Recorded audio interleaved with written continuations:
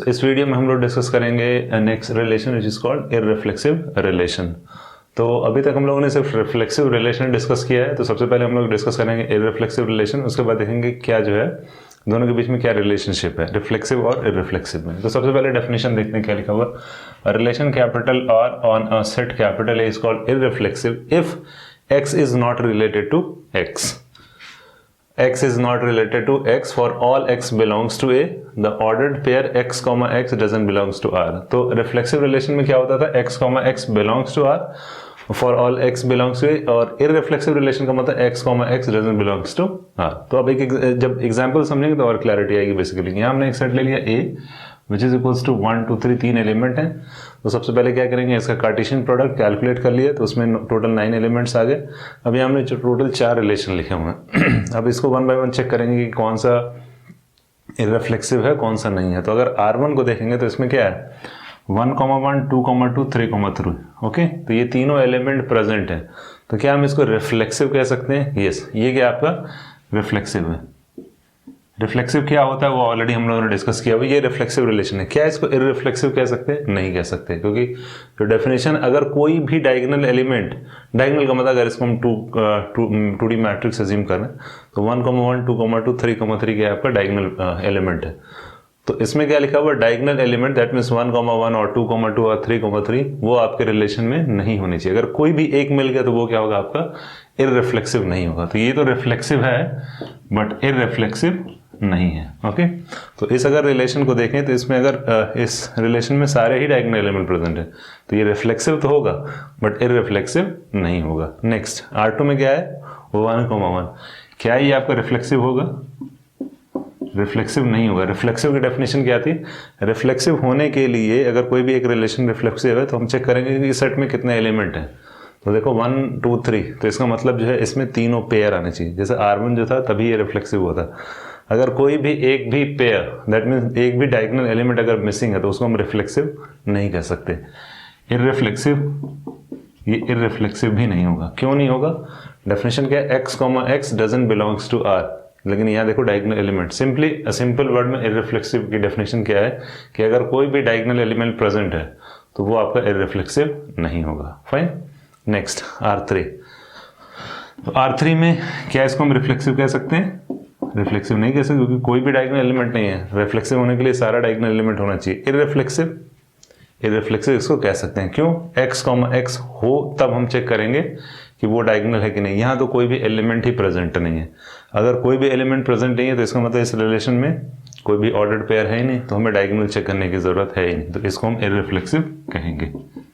तो इररिफ्लेक्सिव की डेफिनेशन, अगर आपका x, x इसमें प्रेजेंट है तो वो इररिफ्लेक्सिव नहीं होगा। बाकी इसके अलावा जो भी आपको रिलेशन दिए होंगे जिसमें सिर्फ डायगोनल एलिमेंट नहीं, उन सबको हम इररिफ्लेक्सिव कहेंगे। तो इसमें अगर देखें रिलेशन R3 में इसमें कोई भी डायगोनल एलिमेंट नहीं है तो ये डेफिनेशन के अकॉर्डिंग क्या होगा, ये आपका इररिफ्लेक्सिव होगा। नेक्स्ट R4, ये तो ऑब्वियस सी बात है, ये रिफ्लेक्सिव तो नहीं होगा क्योंकि डायगोनल एलिमेंट नहीं। इररिफ्लेक्सिव 1, 2, यस ये सेटिस्फाई कर रहा है।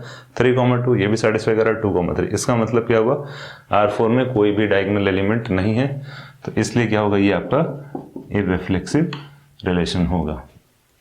तो कहने का मतलब ये है कि देखो क्या क्या पॉसिबिलिटी आ रही है। कोई एक सेट वो आपका रिफ्लेक्सिव हो सकता है और इररिफ्लेक्सिव नहीं हो सकता। दूसरा क्या है, रिफ्लेक्सिव भी ना हो और इररिफ्लेक्सिव ना हो, ये भी पॉसिबिलिटी है।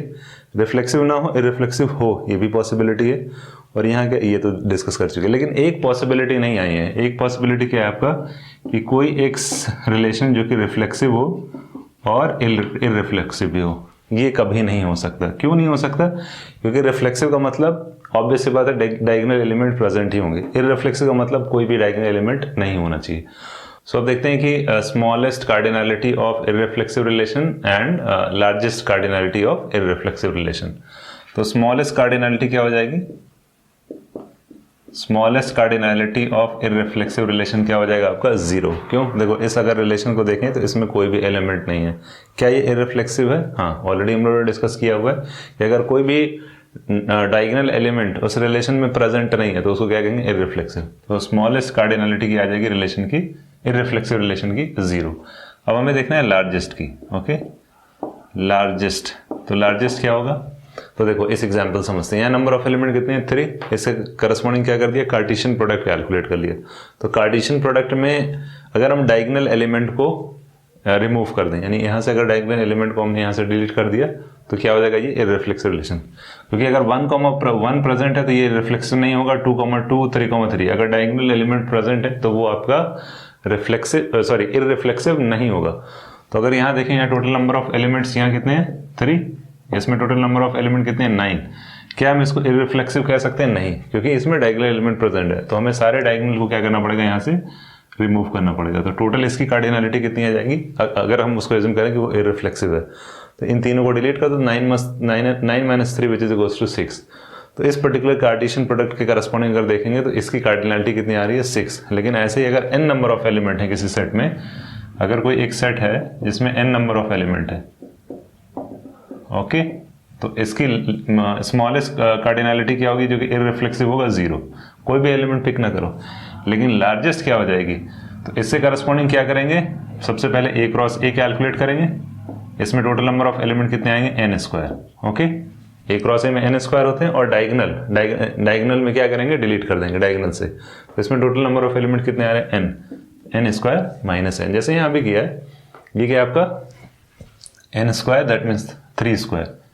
ये क्या आपका 3² - 3, तभी तो 6 आ रहा है। वही सेम चीज n² - n करेंगे तो ये क्या आ रहा है, basically non diagonal element, okay, non diagonal element. और यही क्या होगी, किसी भी इररिफ्लेक्सिव रिलेशन की मैक्सिमम कार्डिनलिटी होगी या लार्जेस्ट। तो क्या हो जाएगा इसका आंसर n² - n। तो स्मॉलेस्ट क्या हो जाएगा आपका 0, लार्जेस्ट क्या हो जाएगा n² - n। n² - n क्या है, basically non diagonal element, okay. So अब देखते हैं किस तरीके से कैलकुलेट करेंगे number of irreflexive relation, okay. तो ये आपका एक सेट है जिसमें n नंबर ऑफ एलिमेंट, हमें फाइंड आउट करना है कि इससे कितने पॉसिबल इररिफ्लेक्सिव रिलेशन हो सकते हैं, ओके। तो इररिफ्लेक्सिव रिलेशन की डेफिनेशन क्या है, कोई भी डायगोनल एलिमेंट नहीं होना चाहिए। जैसे इस एग्जांपल को अगर देखें, पहले न्यूमेरिकल सॉल्व कर लेते हैं, फिर फॉर्मूला देखते हैं। a which is equals to 1, 2, 3, 3 element है। इसका हमने क्या किया, कार्टेशियन प्रोडक्ट कैलकुलेट किया। तो टोटल इसमें कितने नंबर ऑफ एलिमेंट आ रहे हैं 9। और हमने क्या किया, डायगोनल एलिमेंट को डिलीट कर दिया। तो अगर डायगोनल एलिमेंट को हमने डिलीट कर दिया, क्योंकि इररिफ्लेक्सिव रिलेशन में डायगोनल एलिमेंट नहीं हो सकते, तो टोटल रिमेनिंग कितने हमारे पास बच रहे हैं, नंबर ऑफ एलिमेंट 6। तो अब कोई भी अगर उससे हम रिलेशन कैलकुलेट करें, यानी ड्रॉ करेंगे जो कि इररिफ्लेक्सिव है, तो अब नॉन डायगोनल एलिमेंट को हम चाहे हर एक नॉन डायगोनल एलिमेंट जैसे 1, 2 इसको हम इंक्लूड भी कर सकते हैं रिलेशन में, एक्सक्लूड भी कर सकते हैं। तो इसका मतलब हर एक एलिमेंट के लिए इसमें क्या आ रहा है, टोटल नंबर ऑफ एलिमेंट कितने हैं 6। मतलब ये हमने क्या किया 1, 1, 2, 2, 3, को डिलीट कर दिया। तो बाकी रिमेनिंग जो 6 एलिमेंट बच रहे हैं, तो इससे करस्पॉन्डिंग क्या कर सकते हैं, हम एलिमेंट को इंक्लूड कर सकते हैं, एलिमेंट को एक्सक्लूड कर सकते हैं। तो टोटल हमारे पास हर एक एलिमेंट के लिए 2 पॉसिबिलिटी है। टोटल एलिमेंट कितने हैं 6, तो नंबर ऑफ रिलेशन कितने आ जाएंगे, इररिफ्लेक्सिव 2⁶। तो यहाँ हम कर क्या रहे हैं, हमने नॉन डायगोनल एलिमेंट को पिक किया और उसके पॉसिबिलिटी कितनी है, 2 ही पॉसिबिलिटी है, तो इसलिए 2⁶। अब अगर इसमें देखें तो इससे करस्पॉन्डिंग क्या करेंगे, a क्रॉस a कैलकुलेट करेंगे तो नंबर ऑफ एलिमेंट कितने आ जाएंगे n²। लेकिन n² क्या हम n² को हम कह सकते हैं कि हाँ वो सारे इररिफ्लेक्सिव होंगे, नहीं, क्योंकि n² में आपका डायगोनल एलिमेंट भी है। तो हम क्या करेंगे, डायगोनल एलिमेंट को डिलीट कर देंगे।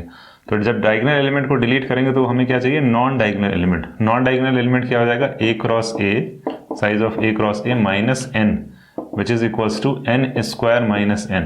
तो हमारे पास इतने एलिमेंट हैं नॉन डायगोनल एलिमेंट, जो कि अभी हमने न्यूमेरिकली सॉल्व किया है 6।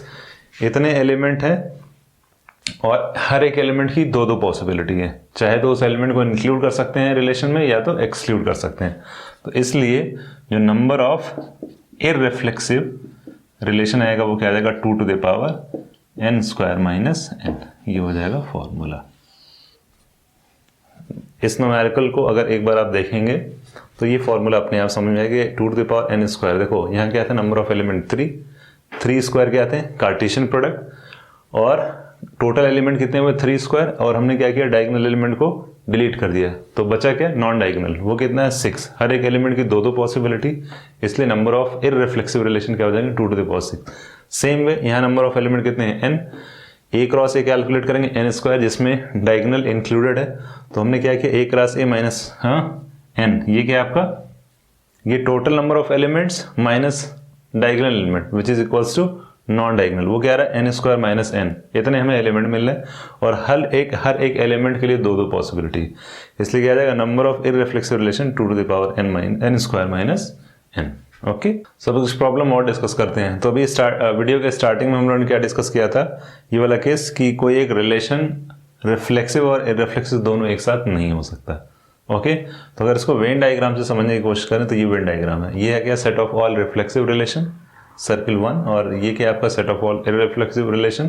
तो इन दोनों में कोई भी, यानी इनको हमने इंटरसेक्ट नहीं किया। क्यों नहीं किया, क्योंकि ये इंटरसेक्ट कभी हो ही नहीं सकते कि दोनों एक साथ, ये पॉसिबल नहीं है। तो प्रॉब्लम देखते हैं क्या है। तो सबसे पहली प्रॉब्लम हम ये फाइंड आउट कर रहे हैं कि number of relations which are either reflexive और इररिफ्लेक्सिव। कोई एक रिलेशन है, हमें क्या करना है, हमें total number of relation find out करने हैं। ये सेट ऑफ ऑल रिलेशन है, ये कैपिटल यू क्या, सेट ऑफ ऑल रिलेशन। इसमें हमें फाइंड आउट करना है वो सारे रिलेशन जो कि रिफ्लेक्सिव हो और या तो वो रिफ्लेक्सिव हो या तो इररिफ्लेक्सिव हो। तो क्या करेंगे, रिफ्लेक्सिव वाला कैलकुलेट करेंगे और इररिफ्लेक्सिव, और इन दोनों को ऐड कर देंगे। तो total number of reflexive relation कितने होते हैं, 2 to the power n square minus n. ये क्या होता है, total number of reflexive relation, ये ऑलरेडी डिस्कस कर चुके हैं। Plus number of irreflexive relation अभी हम लोगों ने डिस्कस किया, ये भी क्या है, 2 to the power n square minus n. तो ये क्या हो जाएगा, 2 into 2 to the power n square minus n which is equals to 2 to the power n square minus n plus 1। तो ये क्या हो जाएगा, total number of relation which are either reflexive और इररिफ्लेक्सिव, ये हो जाएगा फॉर्मूला। नेक्स्ट, अब देखो क्या है, अब हमें क्या फाइंड आउट करना है, number of relation which are neither reflexive nor irreflexive. तो इसका मतलब हम बात कर रहे हैं इस रीजन की, रीजन 3 की। तो 3 का मतलब ये है कि वो सारे रिलेशन है जो कि ना तो रिफ्लेक्सिव है ना ही इररिफ्लेक्सिव है। तो हम क्या करेंगे, total number of relation find out कर लें और इन दोनों को जो हमने कैलकुलेट किया उसमें से सबट्रैक्ट कर देंगे। तो क्या मिल जाएगा, हमें यही मिलेगा। देखो ये रीजन कैसे हम फाइंड आउट करेंगे, सेट हमें पता है, सेट ऑफ ऑल देख लेते हैं। तो हमें क्या करना है, टोटल, लेट सपोज इसको हमने कैलकुलेट किया हुआ है 1 + 2। ओके, ये रीजन था, 1 + 2 इन दोनों को ऐड किया तभी हमें ये मिला हुआ। तो इसको आप कुछ भी एज्यूम कर लो, लेट सपोज x। तो टोटल अगर माइनस x कर दें तो हमें ये मिल जाएगा। टोटल का मतलब इस हम पूरे बॉक्स की बात कर रहे हैं, यूनिवर्सल सेट की, सेट ऑफ ऑल रिलेशन, ये हमें ऑलरेडी पता है। इसमें से अगर इन दोनों को हमने सबट्रैक्ट कर दिया तो क्या मिलेगा हमें, रीजन 3। तो टोटल क्या होता है, total number of relation 2 to the power n square minus ये क्या आपका 2 to the power n square minus n plus 1। तो ये हमें फॉर्मूला, इसको हम जो है सॉल्व भी कर सकते हैं, सिंप्लीफाई कर सकते हैं, लेकिन कोई ज़रूरत नहीं है इसकी। तो सिंपली कहने का मतलब ये है कि पहले क्वेश्चन का मतलब ये है कि नंबर ऑफ रिलेशन हम फाइंड आउट कर रहे हैं, या तो वो क्या है आपका रिफ्लेक्सिव है या तो इररिफ्लेक्सिव है। तो ये reflexive, set of all reflexive relation, set of all irreflexive, add कर दो दोनों को। तो ऐड किया हमने 2 to the power n square minus n, 2 to the power n square minus, तो हमें क्या मिला, ये मिल गया 2 to the power n square minus n plus 1। दूसरा क्वेश्चन क्या है, number of relation which are neither reflexive nor irreflexive, ना ही वो तो रिफ्लेक्सिव है ना ही इररिफ्लेक्सिव है। तो किसकी बात करें हम, इसकी रीजन 3 की। रीजन 3 कैसे कैलकुलेट करेंगे, ये हमें पता है, सेट ऑफ ऑल रिलेशन, और इन दोनों के बारे में भी पता, अभी हमने कैलकुलेट किया है। तो इसको और इसको अगर हम सबट्रैक्ट कर देंगे तो हमें ये आंसर मिल जाएगा। तो ये था आपका इररिफ्लेक्सिव रिलेशन के बारे में। ओके।